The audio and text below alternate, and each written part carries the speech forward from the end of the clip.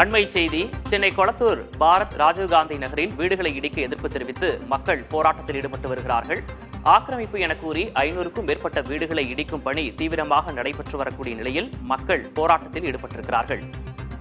வீடுகளை இடிக்க எதிர்ப்பு தெரிவித்து பொதுமக்கள், மாணவர்கள் இந்த போராட்டத்தில் ஈடுபட்டு வருகிறார்கள். அந்த காட்சிகளையும் பார்க்கிறோம்.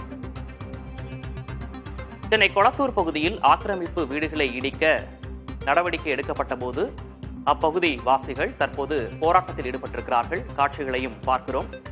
ஆக்கிரமிப்பு என கூறி வீடுகளை இடிக்கும் பணி தீவிரமாக தொடங்க உள்ள நிலையில் வீடுகளை இடிக்க எதிர்ப்பு தெரிவித்து அப்பகுதி மக்கள் போராட்டத்தில் ஈடுபட்டிருக்கிறார்கள்.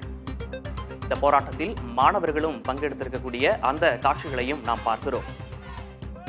ஆக்கிரமிப்பு என கூறி 500க்கும் மேற்பட்ட வீடுகளை இடிப்பதற்கான நடவடிக்கையை தொடங்கிய போது தற்போது அப்பகுதி மக்களும் மாணவர்களும் போராட்டத்தில் ஈடுபட்டிருக்கிறார்கள்.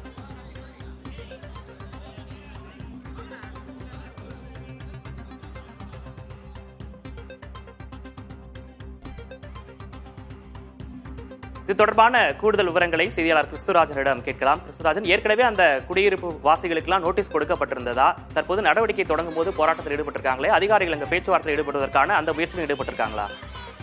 வணக்கம் விக்னேஷ். சென்னை கொளத்தூரில் பொதுமக்கள் தங்கள் பள்ளிக்கு செல்லக்கூடிய பிள்ளைகளோடு ஆர்ப்பாட்டத்தில் ஈடுபட்டு வருகின்றனர். குறிப்பாக சில நாட்களுக்கு முன்பு இவர்களுக்கு நோட்டீஸ் வழங்கப்பட்டுள்ளதாக அதிகாரி தரப்பில் கூறப்பட்டு வருகிறது. இருப்பினும் இவர்கள் எந்தவித முன்னேற்பாடுகளும் செய்யாமல் தாங்கள் போராட்டத்தில் ஈடுபட்டு வருகின்றனர். குறிப்பாக தனிநபர் ஒருவர் சொத்தை அபகரித்து கூறி 300க்கும் மேற்பட்ட பொதுமக்கள் அப்பகுதியில் கூடியிருக்கின்றனர்.